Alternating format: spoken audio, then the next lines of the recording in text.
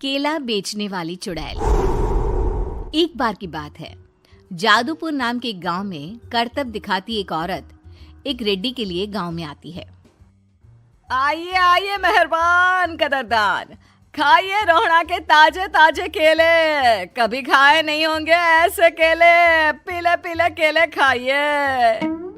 ये कहकर रोहड़ा हाथों में 4 केले लिए उन्हें सर्कल में जोर जोर से हवा में उछालती हुई करतब दिखाती है, जिसे देखकर आसपास के सारे बच्चे अपने अपने मम्मी पापा से उस औरत के पास जाने की जिद करने लग जाते हैं। पापा, ऐसा तो सर्कस में बॉल से होता है ना, ये आंटी तो केले से कर रही है। चलिए ना पापा, देखते हैं। रोहड़ा एक पतली सी तार पर चलती हुई केलों से करतब दिखाती है। आते जाते सभी लोग बाहर रुककर उसके करतब देखते हैं और वाह वाही करते नहीं थकते। जैसे ही एक आदमी पास आकर उसे पैसे देने लग जाता है, तब वो कहती है, अरे नहीं नहीं साहब, मैं करतब तो बच्चों के मन को बहलाने के लिए करती हूँ। धंधा तो मेरा केले का है। पीछे देखो मेरी रिड्डी, जो भी मेरे केले खाएगा मेरी तरह चुस्त दुरुस्त और तंदुरुस्त हो जाएगा। पता चलता है क्या कि मेरी उम्र 55 की है। अरे पर ऐसे ठंड के मौसम में कोई केला क्यों खाएगा? ये ऐसे वैसे केले नहीं है साहब, ये शरीर में गर्मी देते हैं। ठंड को दूर भगाए जो भी रोहिणा के केले खाए। पापा, अगर मुझे केले नहीं मिले तो मैं घर नहीं जाऊंगी। तभी उसके पापा कहते हैं कि बेटा, केले ठंड में कभी गर्मी नहीं देते। ये सब कहने की बातें हैं, सामान बेचने का तरीका है इनका। पर पिंकी नहीं मानती। मैं केले खाऊंगी। पिंकी की जिद के आगे नत्थू हार जाता है और उसे केले खरीद कर दे देता है। पिंकी खुश होकर केले घर ले आकर खाती है। अब मैं भी करतब करूंगी, कितना मजा आएगा। जादुई केले। पिंकी पहला केला खत्म भी नहीं करती कि वो बेहोश हो जाती है। दूसरे केले से एक काला धुआं आता है और रोहड़ा चुड़ैल बनकर बाहर निकल आती है। मेरे भूतिया केले बच्चे न खाए, ऐसा हो ही नहीं सकता। जादूपुर वालों, कब तक बचोगे? आ गई हूं मैं रोहड़ा, जिसका कोई नहीं कर सकता सामना। रोहड़ा पिंकी को गोद में उठाकर काले धुएं में कहीं गायब हो जाती है। शाम के वक्त नत्थू घर लौटता है और पिंकी को घर में ना पाकर उसकी माँ से कहता है, माँ पिंकी कहाँ है? अरे बेटा, उसे तो तू सुबह करतब दिखाने ले गया था ना, फिर कहाँ वापस आए तुम दोनों? मुझे लगा तू उसे अपने साथ मंडी ले गया होगा। हे भगवान, मेरी बच्ची कहाँ गई? मैं उसे घर ही तो छोड़कर गया था माँ। नत्थू गांव के घर कोने में अपनी बेटी को ढूंढता है, पर उसे वो कहीं नहीं मिलती।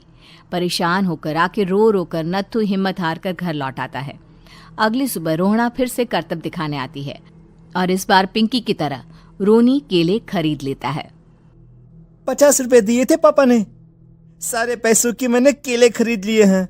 अब मैं भी आंटी की तरह ही करतबबाज बन जाऊंगा। यही सोचते हुए रोनी केले खाता है और पहला अकेला केला आधा खत्म भी नहीं करता कि चुड़ैल उसके सामने आ जाती है। मेरे साथ चलने का समय आ गया है रोनी। ये तो बस शुरुआत है। अब इस गांव के सारे बच्चे धीरे धीरे मेरे कब्जे में होंगे, एक बच्चा भी नहीं बचेगा। ये कहकर रोना रोनी को गोद में लेकर काले धुएं में अदृश्य हो जाती है। इसके बाद हर रोज गांव में से कोई ना कोई बच्चा गायब होता, पर ऐसा क्यों हो रहा है किसी को भी समझ में नहीं आ पा रहा था। रोज की तरह अपनी बेटी पिंकी की तलाश में नत्थू गांव के एक तालाब के पास बैठा रो रहा था। कहाँ गई मेरी पिंकी? शकुंतला के जाने के बाद एक वही तो मेरा सहारा थी। अरे उसकी आत्मा कोस रही होगी मुझे कि मैं अपनी बच्ची को संभाल भी नहीं पाया। नत्थू ये कहता हुआ रो ही रहा था कि तभी तालाब में से उसे शकुंतला की आवाज सुनाई देती है। कहाँ थी तुम शकुंतला? हमारी बच्ची और सारे गायब हुए बच्चे रोहड़ा के कब्जे में हैं। वो बच्चों को जो केले देती है उससे बच्चे बेहोश हो जाते हैं और उसके कब्जे में आ जाते हैं और वो उन्हें ले जाकर काली दुनिया में ले जाती है।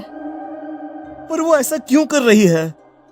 ये मैं नहीं जानती, पर उस दुनिया का रास्ता मैं आपको बता सकती हूँ। जहां ये नदी खत्म होती है वहां एक केले का पेड़ है, उसके नीचे एक दरवाजा है, वहीं से रास्ता जाता है उस दुनिया का। ये कहकर शकुंतला की आत्मा गायब हो जाती है। गांव के सभी लोग झुंड बनाकर उसी रास्ते से काली दुनिया में चले जाते हैं और वहां देखते हैं कि सारे बच्चे वहां काम कर रहे थे। पापा मुझे ले चलो यहाँ से। पापा पापा। सभी बच्चे अपने मम्मी पापा से लिपट जाते हैं। तो तुम लोग यहां तक आ गए? क्यों हमारे बच्चों को पकड़ लिया तूने? तुझे शिकार ही बनाना है तो ले, हम सब आ गए हैं, हमें खा ले। नहीं, मुझे बच्चे चाहिए। मेरे बच्चे के बदले तुम लोगों के बच्चे। क्या मतलब? मैं इसी गांव में रहने वाली एक औरत थी। केले की चोरी के इल्जाम में मेरे बेटे को गांव वालों ने इतना मारा कि वो मर गया। उसी दिन मैंने ठान लिया कि गांव वालों का भी वही हाल करूंगी। कुछ दिन बाद बेटे के चले जाने के दुख में मैं भी मर गई और मेरी भटकती आत्मा एक चुड़ैल बन गई। और फिर मैंने बदला लिया तुम सबके बच्चे छीनकर। बर्दाश्त नहीं कर पाए ना? सोचो मुझ पर क्या बीती होगी। हमें माफ कर दो रोना। पता नहीं ये किसकी गलती थी, पर हम सभी माफी मांगते हैं। हमारी खुशियां लौटा दो, तुम भी तो एक माँ हो। गांव वालों की बात सुनकर रोना का मन पिघल जाता है और वो बच्चों को छोड़ देती है। उसके बाद काली दुनिया बच्चों के लिए जादुई दुनिया बन जाती है। अब कोई भी कभी भी वहां आ जा सकता था।